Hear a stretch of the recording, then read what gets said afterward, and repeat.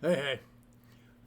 This is a little video about my libertarian evolution, I guess is what I'm going to call it. I've never been growing up. I was never very political. Um, uh, Spent most of my youth just getting wasted and getting laid or trying to get laid. Um, and then in '93 on my television, I saw the Waco massacre, um, where a cloistered group of religious fanatics minding their own business that had guns. Oh no, they had guns. Um, were massacred, were shot and burned by the ATF, local, state, and federal level agencies. This is before the internet, but all the networks had live footage, had live coverage of what was happening down in the little Texas town of Waco. I lived in Texas at the time. In fact, I lived in the Metroplex, just a few miles north of that. So I paid more than a little bit of attention, but that was the first real awakening where we saw the ATF roll in with armored vehicles to tear down walls, and soldiers, for lack of a better word, climb on the roofs to throw in smoke grenades, tear gas, and whatnot to smoke out these evil, evil people minding their own damn business. Of course, the media spun it as Koresh. If anybody not familiar with it, look it up. Just Google Waco massacre and you'll get everything you need. But they painted David Koresh as a pedophilic cult leader that was abusing small girls. And I mean, yeah, for better or for worse, what Koresh did, I don't think he was diddling little girls. That was just the spin for the feds and the state and all the damn cops to go in and kill them all, because they would not relinquish their guns. They would not toe the line. I thought how ironic it was that to save the children and the little girls that Koresh was harming, we're going to burn an entire structure down to the ground, killing all the children. That was Janet Reno and the ATF, and they all planned it ahead of time. In fact, Hillary's got her hand in that also. Look it up. But that was my first real questioning of government. Of, hold on, what are you guys allowed to do? I do remember, and I'm going to jump around a lot. I always do. So in the mid '90s, I do remember voting for Ross Perot. He ran on a third party. I think he ran independent at first. This is many moons ago. I think I voted for him the second time too when he formed the Reform Party. And up to that, I could have cared less about the GOP or even less about the Democrats. So I thought, yeah, I'll throw a vote at this guy's way. Why not? Maybe he'll shake up the system or something. I don't know. And then the Tea Party rolled around. I kind of dug what they had to say. Small government, fewer taxes. It was very libertarian parallel. So I went to a few of the local rallies and a few of the local Tea Party events and meetings, and quickly saw the GOP swoop in and start curating their message and taking over the Tea Party. Well, that was no good. So, and up to that point, I don't know. The thing that pissed me off the most about the GOP, and my family, or excuse me, mom, she was a staunch. She loved Bush, and she, so my environment up to before moving out of her house, mom was a Republican, so I kind of was exposed to more Republican than Democrat stuff. So, but on my own, I quickly saw that the GOP would talk a good game but never followed through. They could have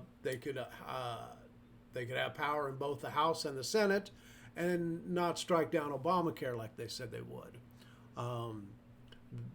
They wouldn't. They would say they would shrink the government. They never did. In fact, they expanded the government. Some even had the audacity to say that they would audit the Fed, but they didn't. And to this day, I can count on one hand the Republicans that I would trust, and it's Rand Paul. I'm going to talk about his father, Dr. Ron Paul, here in a second. Thomas Massey, Mike Lee, Justin Amash. I'm still on the fence with him. There's very few Republicans that I trust. I wish I could say that I was aware of the whole Ron Paul revolution. I was not. Which also leads us in because without Ron Paul, you wouldn't have the Mises Caucus, and I'll get to that. Okay. So the Tea Party led me to meeting some real libertarians in the local Libertarian Party. This is in Texas. I started going to a few of their meetings and started trying to get a little more aware and active there, and was quickly felt unwelcome there because I hadn't read Rothbard or Hayek or Mises, or these are luminaries in the libertarian mindset. The LP back then, 2012, 2011, I'm guessing, were full of snobs, and they had no use for a metalhead that was willing to be to participate and be active and learn and be aware of what they're about and what's going on. So I went to maybe 3 meetings and told them to kick rocks after that. They were very elitist, which I never understood. So, like I said, for this entire time, I've been very politically disenfranchised, I think is the word I'm looking for, and somewhat black-pilled.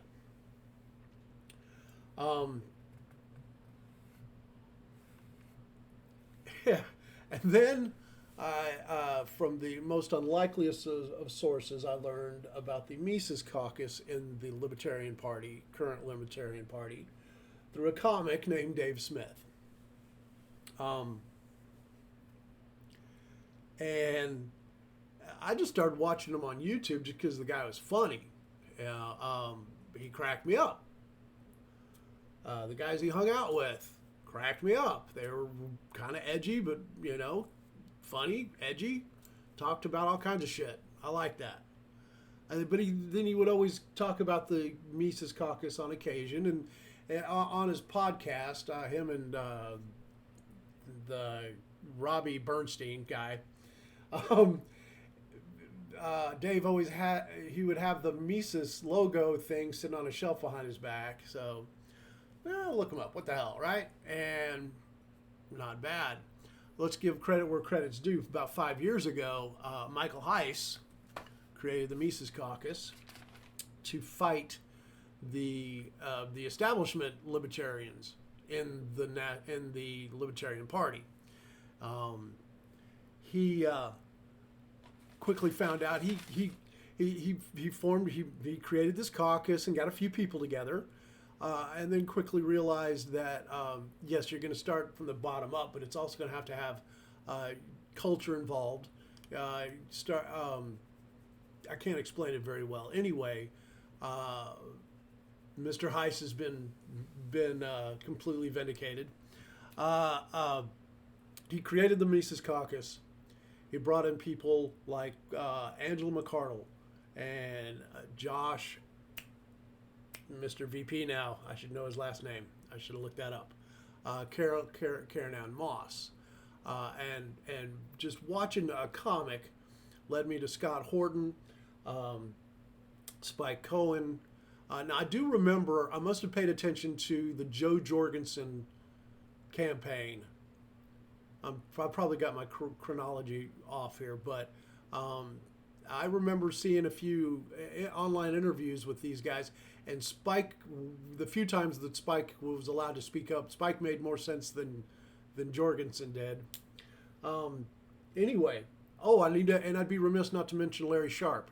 I think he ran for president, and he caught my attention. I don't think he ever got on the ballot here locally, though, so I never got a chance to vote for him. I would have, though. Mr. Sharp is a great guy. To this day, I still love his line, let's regulate weed like we regulate onions. And I watch his podcast. I watch Dave's. I watch everybody's podcast now. Anyway, about a year ago, the Mises Caucus said that they were going to take over the Libertarian Party. And this last week ago in Reno for the national level Libertarian Party convention, they did just that. They got everybody they wanted elected except for maybe 2 people, and this is like 70, 80 people that they got plugged into where they need to be, including the chair of the party, National Libertarian Party, the chair, Angela McArdle, congrats. Vice chair's Josh, I forget his last name. Funny guy, smart guy. I've been paying attention to him for a while too. Karen and Carlos, Pink Lady of Flame, man. Pink Lady of Flame, Pink Flame of Lady. Anyway, y'all know who I'm talking about. Karen Ann, congrats. You've been vindicated. They have taken over the entire Libertarian Party from the establishment, do-nothing, status quo libertarians, snobs, elites, these guys that cling to these outsider loser tags that don't really want to accomplish anything, just want to stay in their little cloistered bubbles and debate Hayek versus Rothbard or whatever. The Mises Caucus, the LP, national LP led by the Mises Caucus, is going to show how it's done. And they're not woke. They want to end the wars. They believe in liberty and peace. Bring our boys home. Get government out of our lives. I have their full backing and will be an official member this time tomorrow. I can't afford to be a lifetime member. I'd love to throw y'all that kind of money, but yeah, Biden economics here. Can't afford that. And thank you, Elon Musk. I'm on Twitter finally. I will be putting Twitter links to all the good people I mentioned. Spike, Scott Horton. Scott Horton is a beast when it comes to foreign policy. Look up antiwar.com. These people have given me a little grain of hope. Damn you. And it's gonna be, they're in it for the long haul. And keep in mind, and a lot of people need to realize this, quit looking for Trump. Quit looking for this or that one guy to swoop in and save you. Not going to happen. You're going to have to participate a little bit. You're going to have to be aware of some stuff. But we can come back from the brink of the abyss here. Surround yourself with good people. Keep an open mind about things. But like I said, just stay out of my business. You're cool. End all wars. You could cut half, if not 75% of all the federal government, and our lives would be 1,000 times better. Don't talk to me about who's building the roads or anything like that. Any of that shit. The LP's getting their act together. Congrats, Michael Heiss. You've worked your ass off for it. Thank you, Dave Smith, for cracking that door open for me to take a peek at what's going on with the LP. I watched that convention. Wow. Yeah, that's how the sausage is made, huh? I watched a lot of that convention. I never thought I would. It was interesting, though. Anyway, how dare you guys fight my red pill? So there.